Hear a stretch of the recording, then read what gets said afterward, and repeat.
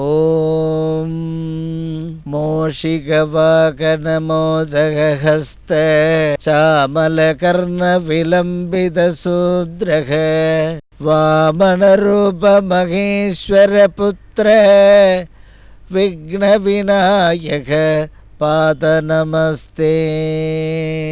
ஓம் ஆயி ஆனந்தவல்லி அமிர்தகலதரீம் ஆதிசக்தி மகம்மாயி மாயஸ்படிகமணி மாமதங்கி ஷடங்கி ஞானார்த்த பரிமலநயகரீம் நாதவிந்து தாரிணீம் நாதாந்த தர்ப்பணகரீம் ஸ்ரீம் பீஜமந்திரஸ்வரூபிணீம் அம்பா நமோஸ்துதே. அன்பார்ந்த தாய்மார்களே, எல்லாருக்கும் தெரிந்த ஒரு சிவபெருமானுக்கு பிடித்த வில்வதளம். அந்த வில்வ இலைய ஒரு வாரம் நாம் அப்படி சிவாலயத்துக்கு எடுத்து போய் சமர்ப்பிக்கலாமா? அப்படி அந்த ஒவ்வொரு கிழமையிலையும் அந்த வில்வ இலையை இறைவனுக்கு சிவபெருமானுக்கு சமர்ப்பிக்கும் பொழுது அந்த ஒவ்வொரு கிழமையினுடைய பலன் நம்முடைய வாழ்க்கையில் வந்தடைகிறது. அதில் ஞாயிற்றுக்கிழமை வில்வதளத்தை எடுத்து போய் சிவபெருமானுக்கு பூஜைக்கு கொடுக்கறதுனால அதிசீக்கிரத்தில் பதவி உயர்வு உண்டாகும், செய்யக்கூடிய தொழிலில் லாபம் உண்டாகும், அரியாசனம் உங்களை தேடி வரும், சபாஷ், ராஜயோகங்கள் கைகூடி வரும், சகல வித்தைகளும் சித்திக்கும், புகழ் உண்டாகும், வாழ்க்கையில் சாம்ராஜ்யபதியாக இருப்பீர்கள். அவ்வளோ வில்வம் எடுத்து போய் சிவபெருமானுக்கு அந்த ஞாயிற்றுக்கிழமை அன்னைக்கு தரும்பொழுது அவ்வளோ அனுக்கிரகம் தரார். அதே போல் திங்கக்கிழமை அன்னைக்கு வில்வதளம் எடுத்துன்னு போய் சிவபெருமானுக்கு பூஜைக்கு தரும்பொழுது தனதானியம் சம்பத்து உண்டாகும். அந்த தனதானிய சம்பத்து நிரம்பி வழியும் வீட்டில். கடல் கடந்து செல்லக்கூடிய உத்தியோகம், கடல் கடந்து செல்லக்கூடிய பதவி, அந்த பாக்கியமெல்லாம் கைகூடி வரும். 37 தலைமுறைக்கு சாப்பாட்டுக்கு கஷ்டமில்லாமல் இருக்கும். அந்த திங்கக்கிழமை அன்னைக்கு சிவபெருமானுக்கு வில்வதளம் எடுத்து போய் அவருக்கு பூஜைக்கு கொடுத்து அதை உங்கள் கண் குளிர அதை தரிசிக்கணும். அதே போல் செவ்வாய்க்கிழமை அன்னைக்கு சிவபெருமானுக்கு வில்வதளம் சமர்ப்பிக்கும் பொழுது பூமி, கட்டடம், வாகனங்கள், இந்த பூமி சம்பந்தப்பட்ட வளர்ச்சி பணிகள் இதெல்லாம் கைகூடி வரும். இருப்பிடம் கொஞ்சம் விருத்தி ஏற்படும். எங்கள் வீட்டில் இருப்பிடமே விருத்தியே வரலைங்களே. எவ்வளோ சம்பாதிச்சாலும் யானை விளாம்பழம் சாப்பிட்டா மாதிரி ஆகிப்போகுது. விளாம்பழம் யானை சாப்பிட்டோடனே சாணத்தில் வரும்பொழுது அந்த விளாம்பழம் முழுசாக இருக்கும், ஆனால் உடச்சி பார்த்தா எதுவுமே இருக்காது. அந்த மாதிரி வெளி உலகத்துக்கு பார்க்குறதுக்கு பணக்காரர் மாதிரி இருக்க வீட்டில் ஏழ்மையை தாண்டவமாடும். அந்த நிலைமை மாற வேண்டும். அந்த இருப்பிடத்தில் அபிவிருத்தி வளர்ச்சி பணிகள் நன்றாக இருக்கும். வீட்டில் இருக்கிற சிக்கல்கள் அனைத்தும் அகன்றுவிடும். அந்த செவ்வாய்க்கிழமை அன்னைக்கு சிவபெருமானுக்கு வில்வதளத்தை பூஜைக்கு தந்து அதை தரிசிக்கும் பொழுது பல ஆண்டுகளாக வாடகை இல்லை, இந்த கால கல்யாணம் பண்ணிட்டு நானும் 10 தடவை வாடகை வீடு பார்த்துட்டேன் அப்படின்னு அந்த முந்தாடியை தொடச்சிட்டு தாய்மார்கள் கவலையாக பார்ப்பாங்க இந்த டிவியை. அவங்களுக்கெல்லாம் இந்த வருஷம் அந்த செவ்வாய்க்கிழமை அன்னைக்கு வில்வதளம் எடுத்து போய் அந்த வில்வையில் அவ்வளோ பறிச்சும் போய் அழகாக சிவபெருமானுக்கு சாத்துங்க. அதை சிவாச்சாரியாரண்ட கொடுத்து இறைவனுக்கு சாத்த வைங்க. அதிவிரைவில் உங்களுக்கு சொந்த இல்லம் கைகூடி வரும். வாழ்க்கையில் தோல்வி பயம் அகன்றுவிடும். அம்மா பயமாக இருக்கும்மா எக்ஸாமுக்கு, அம்மா அங்கே போனால் என்ன சொல்லுவாங்களோ தெரியலையம்மா, நான் படித்ததெல்லாம் வந்துடுமாம்மா, பயமாக இருக்குது. இன்றைக்கி வேலைக்கு போகிற இன்றைக்கி என்ன பிரச்சனை வெடிக்குமோன்றாங்க. அந்த மாதிரி இருக்கிற அந்த தோல்வி பயம் அனைத்தும் அகன்றுவிடும். தைரிய பலம் கைகூடி வரும். அன்பு தாய்மார்களே, புதன்கிழமன்னைக்கு சிவபெருமானுக்கு அந்த வில்வத்தை எடுத்தும் போய் சாத்தும் பொழுது கல்வி ஞானம் கைகூடி வரும், ஞாபக சக்திகள் கைகூடி வரும். உங்கள் குழந்தைகளுக்காக வில்வம் எடுத்தும் போய் அந்த வில்வ இலையை வாங்கியாவது, வெளியெல்லாம் அழகாக சிவன் கோயிலில் வாசல்லையே விற்பாங்க வில்வ மாலை, வில்வ இலை. அதை எடுத்தும் போய் சாத்துங்க, இறைவனுக்கு உங்கள் கையால் எடுத்தும் போய் கொடுங்க. அதை சாத்தி அதை கண்குளிர தரிசனம் பண்ணுங்க. உங்கள் குழந்தைகளுக்கு அந்த கல்வி ஞானம் உண்டாகும், ஞாபக சக்தி உண்டாகும். அவங்க எதிர்பார்த்தபடி மார்க் அதிகமாக பெறுவார்கள். மருத்துவம், கணித பிரிவு, வங்கியில் பணிபுரியக்கூடிய பாக்கியம், நீதிமன்றங்களில் இருக்கக்கூடிய விவகாரங்கள், அரசாங்கத்தில் இருக்கக்கூடிய உயரிய படிப்பு, உயரிய பதவிகள், நிதி நிலைமை, கணினி, இந்த துறைகள்லாம் சாதிப்பார்கள் உங்களுடைய குழந்தைகள். அதே போல் வியாழக்கிழமன்னைக்கு சிவபெருமானுக்கு வில்வத்தை சாத்தும் பொழுது குபேர சம்பத்து உண்டாகும். இந்த வெறுங்கையில் முழம் போடுறனே என்கின்ற கவலை இருக்கிறது, அந்த கவலை அகன்றுவிடும். தைரியம் நிரம்பி வழியும். அந்த ஆள்கிட்ட தைரிய லட்சுமி இருக்குப்பா, மற்ற 7 லட்சுமி தானாக வந்துடுத்துப்பார் அவருக்கு. அந்த வியாழக்கிழமன்னைக்கு அந்த வில்வத்தை எடுத்துன்னு போய் சிவபெருமானுக்கு கொடுத்து அலங்கரித்து அதை தரிசிக்கும் பொழுது அந்த அஷ்டலக்ஷ்மியினுடைய கடாட்சம் அவங்களுக்கு உண்டாகும். வீட்டில் சுபமுகூர்த்தம், மழலை செல்வம், இதெல்லாம் அதிசீக்கிரத்தில் கைகூடி வரும். 7 தலைமுறைக்கு வேண்டிய ஐஸ்வர்யம், மகாலட்சுமி கடாட்சம் உண்டாகும். வியாழக்கிழமன்னைக்கு சிவபெருமானுக்கு வில்வத்தை சாத்தும் பொழுது மனதில் இருக்கக்கூடிய கோடான கோடி துக்கங்கள் அகன்றுவிடும். குழந்தைகள் புத்திசாலித்தனமாக வளருவார்கள். ரொம்ப முக்கியமான சப்ஜெக்டு தாயே, ஏன் சொல்கிற பேச்சே கேட்க மாட்டேன்றான். டெய்லி 500 ரூபா கேட்டுடுறான். காலேஜுக்கு போகிறான், ஏதோ வரான், வேலை தேடுறேன்னு போகிறான், 500 ரூபா வாங்கிக்கணும். 3 மணிக்கு வர்றான், சோர்வா, எதுவும் வேலை கிடைக்க மாட்டேங்குது. எந்த இடத்துல போனாலும் கத்திரிச்சின்னு போகுது என் பிள்ளைங்களுக்கு. எந்த இடத்துக்கு ஜாதகம் அனுப்புகிறாலும் இன்றைக்கி இல்லை நாளைக்குன்றாங்க. அந்த சிவபெருமானுக்கு அந்த வியாழக்கிழமை அதுவும் வில்வத்தை எடுத்துன்னு போய் சாத்தும் பொழுது, அலங்கரித்து அவரை தரிசிக்கும் பொழுது வீட்டில் அந்த ஜாதகங்கள் பசங்களுக்கு கைகூடும். இந்த பசங்களுக்கு தனம் சம்பந்தப்பட்ட அந்த பதவிகள் கைகூடி வரும். ஞானமும் மோட்சத்தையும் அனுகிரகம் உண்டாகும். இந்த பிறவியில் ஆன்மீக பற்று உறுதியாகும். அதே போல் வெள்ளிக்கிழமன்னைக்கு வில்வத்தை எடுத்துன்னு போயிட்டு சிவபெருமானுக்கு பூஜைக்கு தந்து அதை அலங்கரிக்கிறத கண்ணால் பார்த்துட்டோம்னா அந்த வெள்ளிக்கிழமையில் குடும்ப ஒற்றுமை உண்டாகும். கணவன் மனைவி ஒற்றுமை ஏற்படும், அந்யோன்யம் உண்டாகும். வீட்டில் மகிழ்ச்சி குதூகலம் ஏற்படும். பொன் பொருள் ஆபரணங்கள் அனைத்தும் கைகூடி வரும்.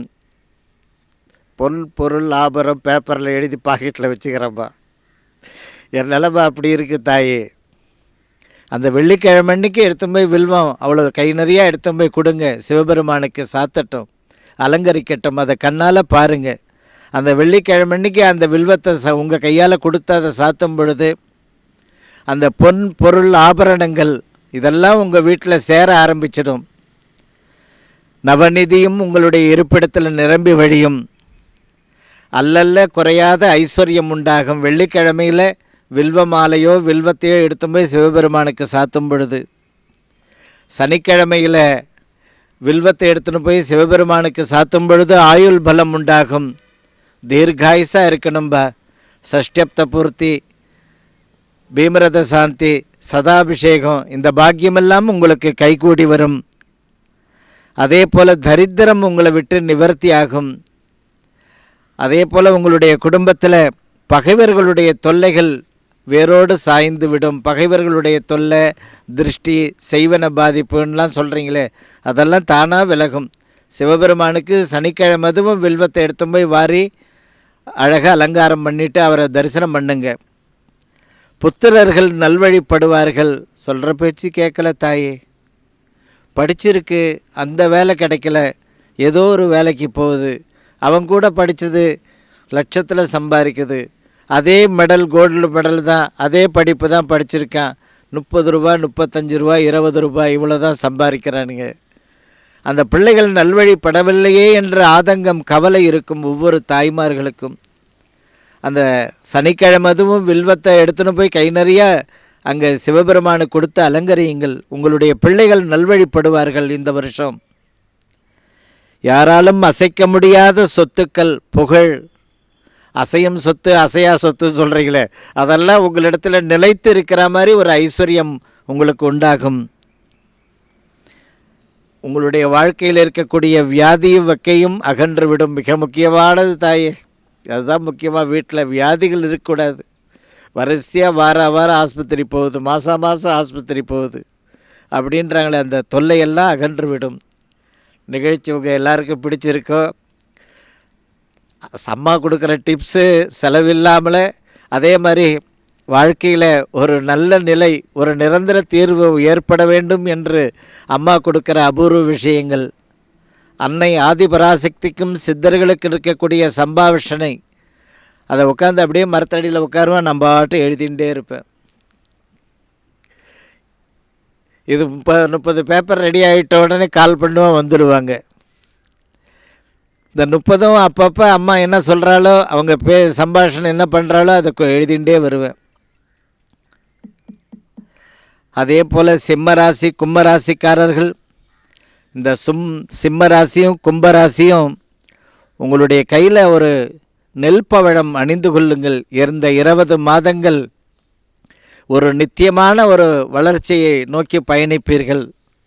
அசக்தம் உங்களை பின்தொடராது.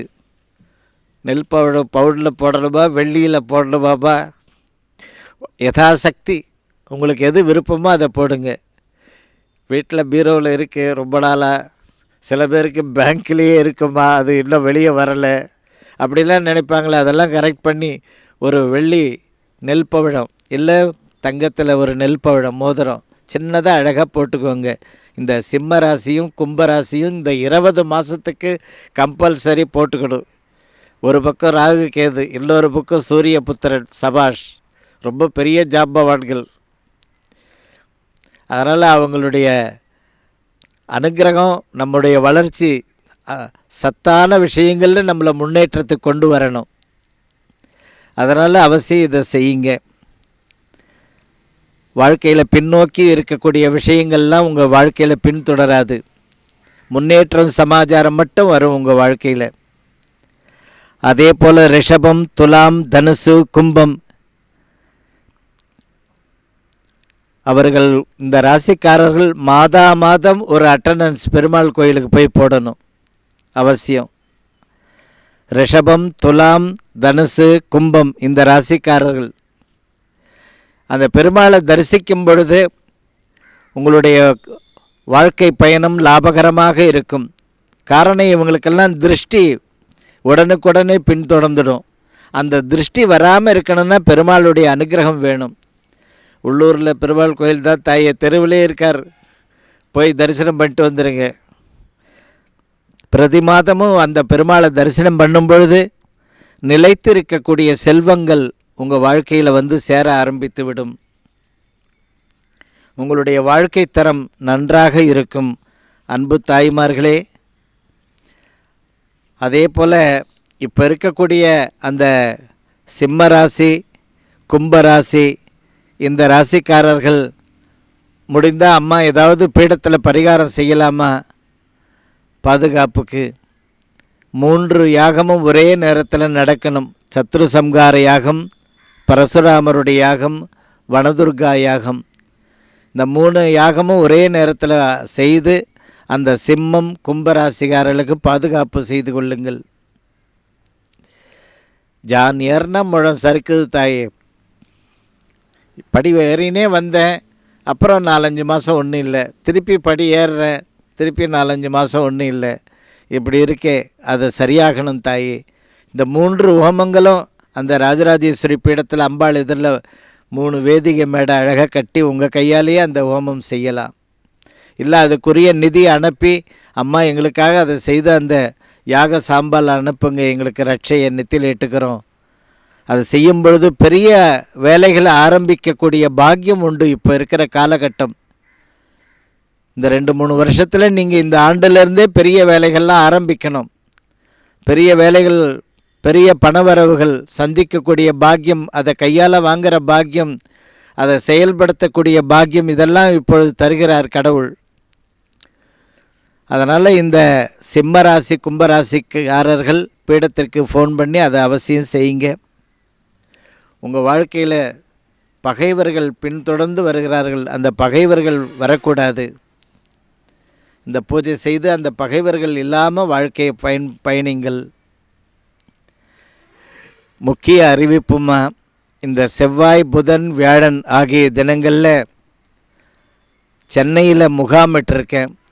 மயிலாப்பூர் ஹோட்டல் கற்பகத்தில், மயிலாப்பூர் குளக்கரை எதிரிலேயே தெற்கு மாட வீதியில் ஹோட்டல் கற்பகத்தில் செவ்வாய் புதன் வியாழன் மாலையில் 4 மணிலேருந்து இரவு 8-9 மணி வரலாம் அங்கே இருக்காங்க. அருள்வாக்கு, ஜாதகம், எதிர்காலத்தை பற்றி நீங்கள் கேட்க வரலாம். பொதுவாக சென்னையை பொறுத்தவரையில் ஒரு 1.5 கோடி முகமுடையாள்னு சொல்லுவாங்க. தமிழ்நாடே 7-8 கோடின்னு சொல்கிற கணக்கு வந்துடுது இப்போ. அதில் ஆஸ்தீகம் அவ்வளோ நிறைந்த தர்மமிகு சென்னை. ஆஸ்தீக அன்பர்கள், தாய்மார்கள், இது ஒரு பொன்னான நேரம். இப்போ உங்களுக்கு மயிலாப்பூருக்கு வராங்களே செவ்வாய் புதன் வியாழனில் சாயந்தரம் அம்மாவை போய் பார்த்துடலாம். எதிர்காலத்தை பற்றி, ஜாதகத்தை பற்றி, அருள்வாக்கு, குடும்ப நலன்களை பற்றி, பசங்களுடைய எதிர்காலத்தை பற்றி, நம்முடைய அன்றாட வாழ்க்கையில் முன்னேறுற மாதிரி தெரியுது. ஆரம்பித்த இடத்துலையே நான் நிற்கிறேனே அம்மா, அந்த எல்லா பிரச்சனைகளையும் நீங்கள் கேட்குறதுக்கு வருகை தரலாம்.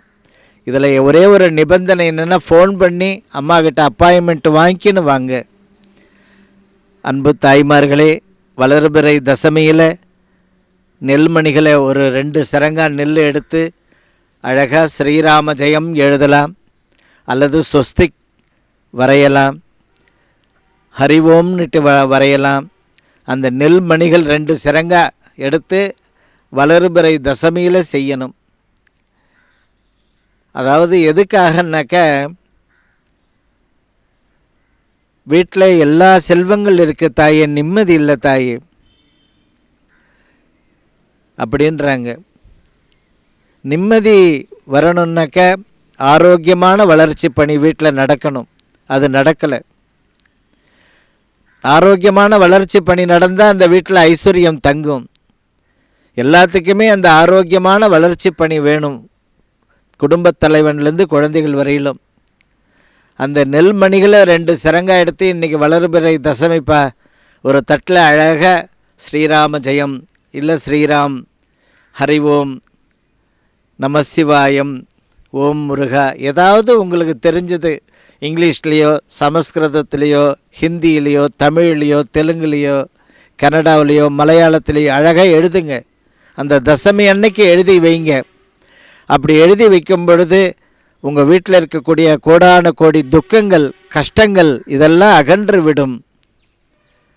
அந்த வீட்டில் ஆரோக்கியமான வளர்ச்சி பணிகள் நடக்கணும்னு கேட்டிங்க பாருங்க. அந்த ஆரோக்கியமான வளர்ச்சி பணி பகவான் அனுகிரகம் பண்ண ஆரம்பிச்சிடுவார் அன்னையிலேருந்து. வாரத்தில் ஒரு நாள் ஞாயிற்றுக்கிழமை அன்னைக்கு சாயந்தரம் விளக்கெண்ணெய் எடுத்து அகல் தனியாக அதுக்குன்னு வச்சு 2 பக்கமும் அகலில் விளக்கெண்ணெயில் தீபம் போடுங்க. என்ன சம்பாதிச்சாலும் வீட்டுக்கு போகிறதுக்கே பயமாக இருக்குப்பா.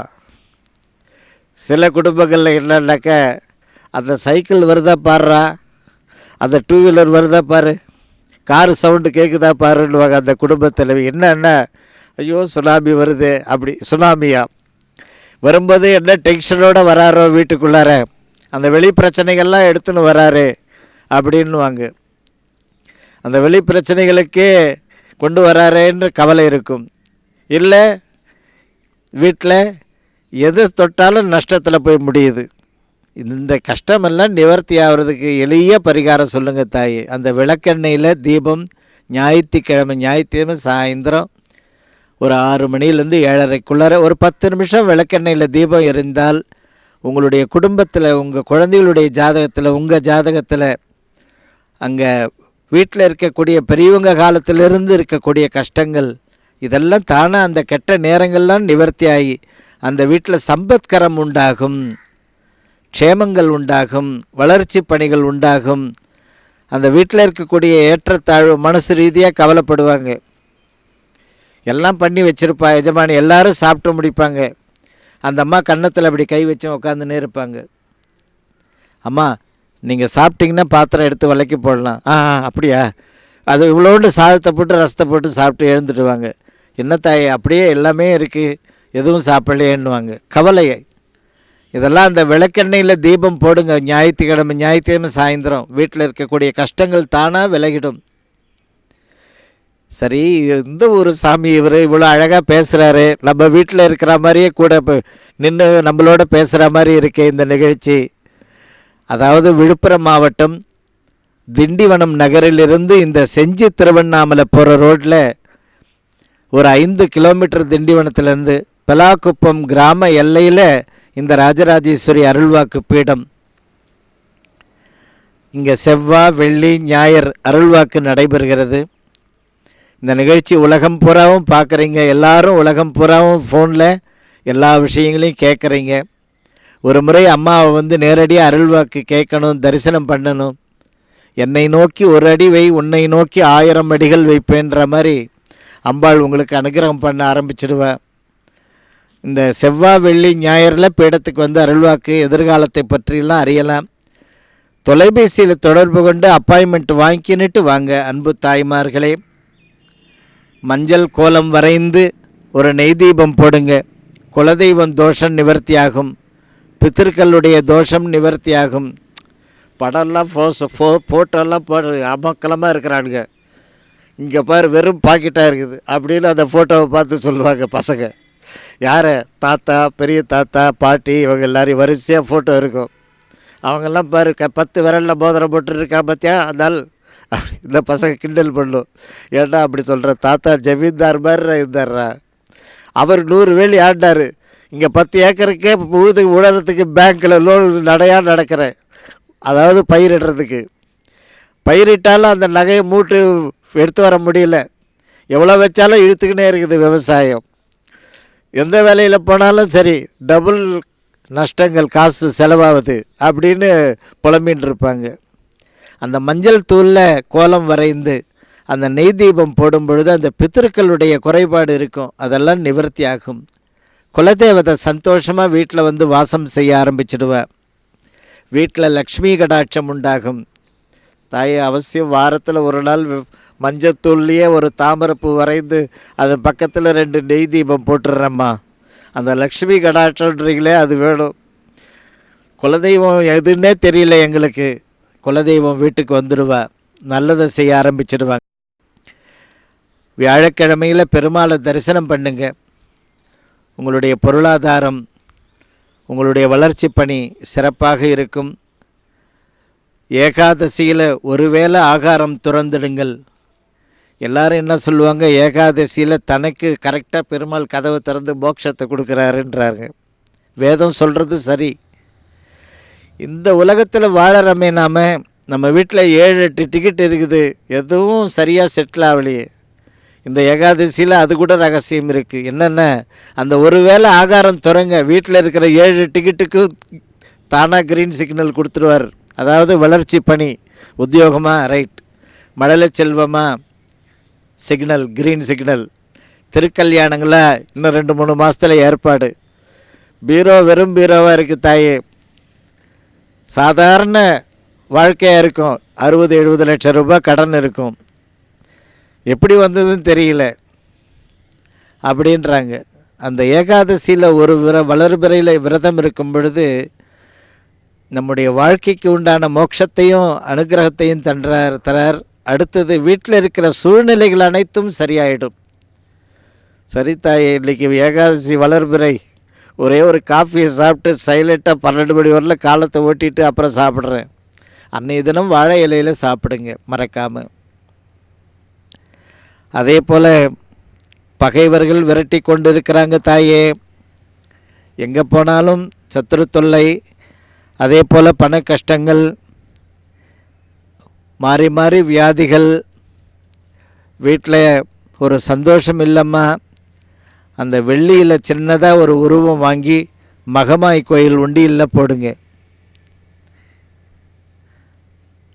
அந்த வெள்ளி உருவம், ஏதாவது ஒரு உருவம், ஆண் உருவமோ பெண் உருவமோ போடுங்க. அந்த பகைவர் தொல்லை நீங்கும், தீய சக்திகள் அதெல்லாம் அகன்றுவிடும், பண கஷ்டம், வியாதிகள் இதெல்லாம் நிவர்த்தி ஆகிடும்.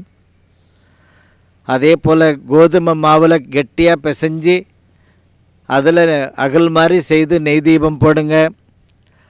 அந்த நெய் தீபம் கோதுமை மாவில் ஏற்றிட்டு தும் துர்கே நமஸ்தே அம்பிகே, ஓம் தும் துர்கே நமஸ்தே அம்பிகே, ஓம் தும் துவண்ணா இம்மண்ணா, தும் துர்கே நமஸ்தே அம்பிகே. அந்த தும்னும் போது இந்த நாபி கமலத்திலேருந்து அந்த காற்று வரணும். அந்த தும் துர்கே நமஸ்தே அம்பிகைன்னும் போது அப்படி திரும்பி பார்க்குற, கண் திறந்து பார்க்கிறாள் துர்கை. அந்த கோதுமை மாவில் தீபம் எரியணும். வீட்டில் இருக்கக்கூடிய அத்தனை கோடான கோடி கஷ்டம் தானாக வெளியேறிவிடும். இந்த ஆண்டு இந்த பணிகள் நடக்கணும் தாயேன்னு தீபம் போடுங்க. கோதுமை மாவில் அகல் மாதிரி தயார் செய்து அதுலேயே, அதுக்கப்புறம் அதை பூச்செடியில் எடுத்து போட்டுடுங்க.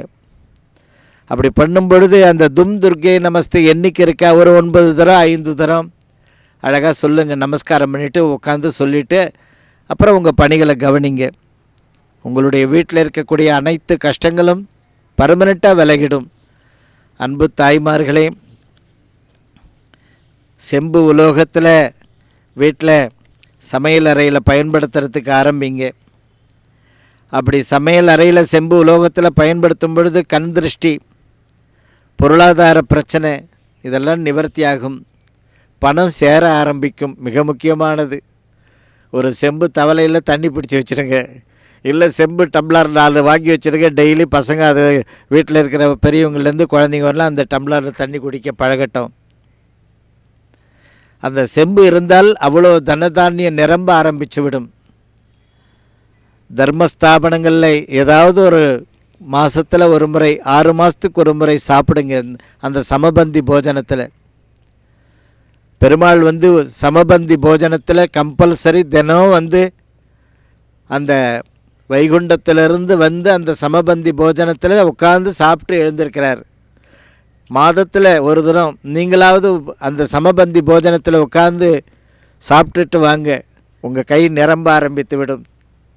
ஏதோ வருது, ஓட்டையில் போயிடுது, எல்லாம் தங்க மாட்டேது வருது, அந்த ஓட்டை இல்லாத கையில் நிரம்ப ஆரம்பித்து விடும். வீட்டில் இருக்கிற செலவு துளியாக நிரம்பி இருக்க தவிர குண்டுமணி தங்கம் வைக்க முடியல தாயே. சம்பாதிக்கிற பணம் கையில் நிலைக்க மாட்டேது தாயேன்றாங்களே.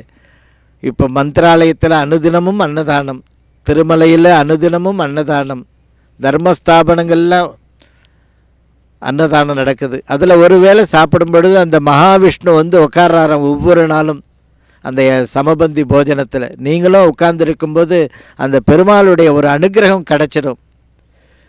அஷ்டலக்ஷ்மி புத்திரனாகவும் அஷ்டலக்ஷ்மி புத்திரியாகவும் திகழ்வீர்கள். அதிகாலையில் வரக்கூடிய சூரியனுக்கு நெய் தீபம் 2 ஏற்றி அழகாக காட்டுங்க. பசங்களுடைய மேல் படிப்பு வெற்றி, பசங்களுடைய உத்தியோகம் வெற்றி, பசங்களுக்கு அவங்க எதிர்பார்த்த ஒரு பெரிய பதவி கேட்குறாங்களே அந்த பெரிய பதவி உண்டாகும். வீட்டில் என்ன சூரியனிடத்தில் கையில் அட்சய பாத்திரம் இருக்கிறது, அந்த அட்சய பாத்திரம் சூரியனிடத்தில் இருக்கிறதுனால உங்கள் வீட்டில் அந்த நெய் தீபம் காட்டிட்டு உள்ளார அந்த நெய் தீபம் எடுத்து பூஜை ரூமில் வைங்க. அன்னையிலேருந்து வீட்டில் எல்லா சம்பத்து நிரம்ப ஆரம்பித்து விடும். மாதத்தில் ஒரு ஞாயிற்றுக்கிழமை வளர்பிறையில் செய்யுங்க. அதே போல் வீட்டில் இருக்கக்கூடிய ஐஸ்வர்யத்திற்கு பங்கம் ஏற்படாது. வருதுமா, என்ன கண்ணாறு பட்டுதோ உடனே செலவாகி போகுது. ராத்திரி வரும்போது அந்த மஞ்சப்பை எடுத்து கொடுத்துட்றாரு, கனமாக இருந்தது. ஒரு 11 மணிக்கெல்லாம் கடையிலேருந்து ஆள் வருது, அந்த மஞ்சப்பை வாங்கி கொடுத்தனப்பு அப்படின்றாரு. அதை அப்படியே எடுத்து போய் ஒரு கட்டு எடுத்து வச்சுக்கிட்டுங்களா வீட்டுக்கு, தொடாது அப்படியே பேங்க்கில் கட்டணும் அப்படின்றாருப்பா அப்படின்னு. ஏன்னா அந்த வீட்டில் தங்க மாட்டேந்து செல்வம். அந்த சூரிய பகவானுக்கு அந்த நெய் தீபம் காமிச்சிட்டு வீட்டில் பூஜை ரூமில் வைங்க. அந்த பணம் தங்க ஆரம்பிக்கும், ஐஸ்வர்யம் தங்க ஆரம்பிக்கும். நிகழ்ச்சி உங்கள் எல்லாருக்கும் பிடிச்சிருக்கும். இப்போ அனைவரும் சென்னையில் முகாமிட்டிருக்கிறதுனால இந்த செவ்வாய் புதன் வியாழனில் ஃபோன் பண்ணி அப்பாயின்மெண்ட்டு வாங்கிக்கின்னு அருள்வாக்கு கேட்க வரலாம், ஜாதகம் பார்க்க வரலாம், எதிர்காலத்தை பற்றி அம்மாவிடத்தில் அருளாசை பெற வருகை தரலாம். அன்பு தாய்மார்களே, பெரியோர்களே, அதே போல் பீடம் விழுப்புரம் மாவட்டம் திண்டிவனம் பெலாகுப்பம் அந்த ராஜராஜேஸ்வரி பீடத்தில் செவ்வாய் வெள்ளி ஞாயிறில் அருள்வாக்கு கேட்க வரலாம். தொலைபேசியில் தொடர்பு கொண்டு வருகை தாருங்கள். சுபமஸ்து.